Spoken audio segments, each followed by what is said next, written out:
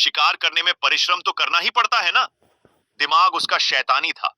यही तिकड़म लगाता रहता कि कैसे ऐसी जुगाड़स लड़ाई जाए जिससे बिना हाथ पैर हिलाए भोजन मिलता रहे। खाया और सो गए।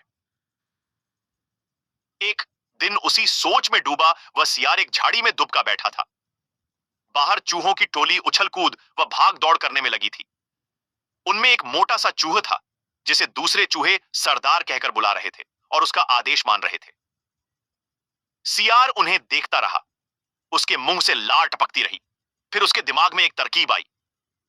जब चूहे वहां से गए तो उसने दबे पांव उनका पीछा किया।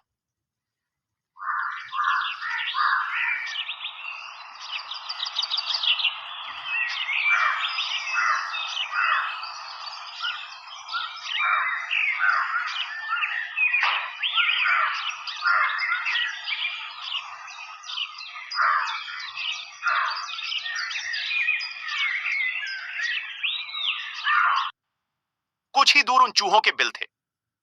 सियार वापस लौटा। दूसरे दिन प्रातः ही वह उन चूहों के बिल के पास जाकर एक टांग पर खड्डा हो गया।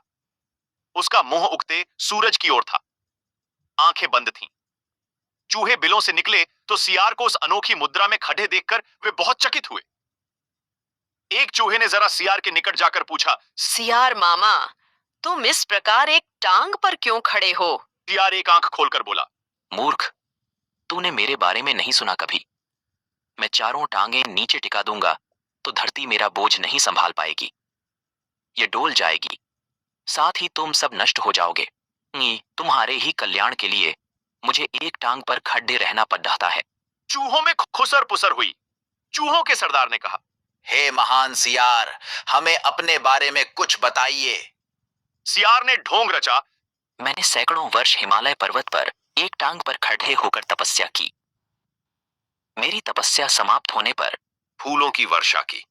भगवान ने प्रकट होकर कहा कि मेरे तप से मेरा भार इतना हो गया है कि मैं चारों पैर धरती पर रखूं तो धरती गिरती हुई ब्रह्मांड को फोड़ दाकर दूसरी ओर निकल जाएगी। धरती मेरी कृपा पार ही टिकी रहेगी। तब से मैं एक टांग पर ही खड़ा हूं। मैं नहीं चाहता कि मेरे कारण दूसरे जीवों को कष्ट हो। एक चूहे ने पूछा, तपस्वी मामा, आपने अपना मुंह सूरज की ओर क्यों कर रखा है? सियार ने उत्तर दिया, सूर्य की पूजा के लिए। दूसरे चूहे ने कहा, और आपका मुंह क्यों खुला है? सियार बोला, हवा खाने के लिए। मैं केवल हवा खाकर जिंदा रहता हूं।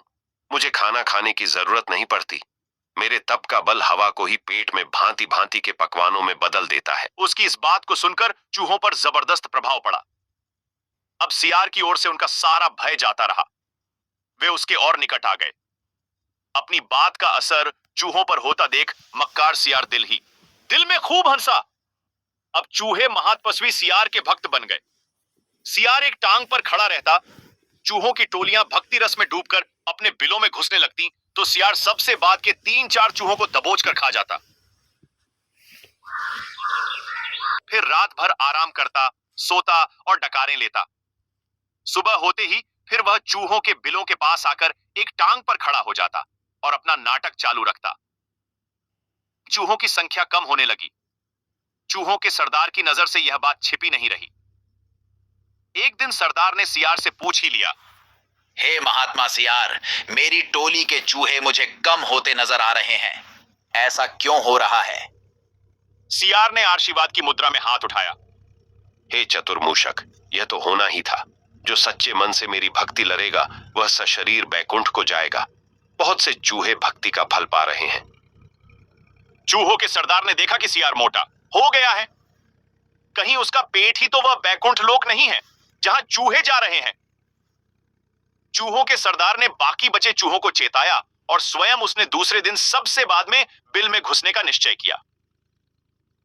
भजन समाप्त होने के बाद चूहे बिलों में घुसे।